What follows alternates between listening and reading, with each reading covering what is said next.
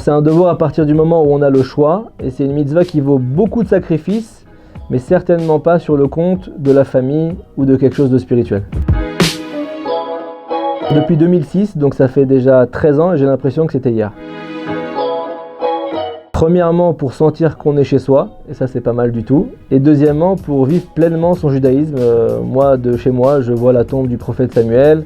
Quand je veux brûler le Hametz avant Pessah, j'y vais avec mes voisins, c'est très sympathique.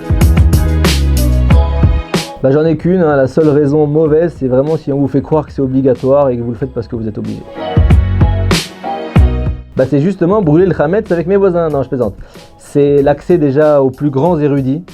Et en une seule journée, vous pouvez faire du ski au Mont Hermon et l'après-midi aller à la plage. On doit surtout avoir peur de ceux qui vous disent allez vas-y fais l'Aliyah tout de suite sans réfléchir. Un jour il y a un brûlé du cerveau qui a écrit sur internet il vaut mieux être athée en Israël que religieux en France. C'est complètement débile. Et effectivement, il faut faire attention, il faut le faire bien et ça se passera bien.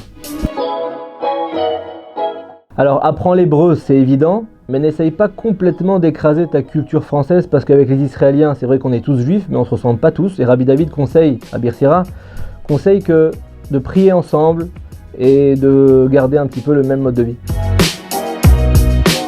Les Israéliens, de manière générale, ils ont beaucoup de Messirut Nefesh, beaucoup de dons d'eux, et ça c'est extraordinaire. Je connais des érudits qui étudient toute la journée, ils dorment 2 heures par jour, et je connais une personne qui, tous les Shabbats, récupère tous les enfants du quartier qui n'ont pas d'occupation et qui rendent fous leurs parents et ils s'occupent d'eux.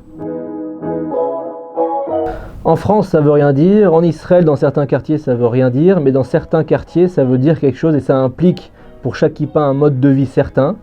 Dans tous les cas, on ne doit pas juger personne selon sa kippa, ni ses sandales, ni autre chose.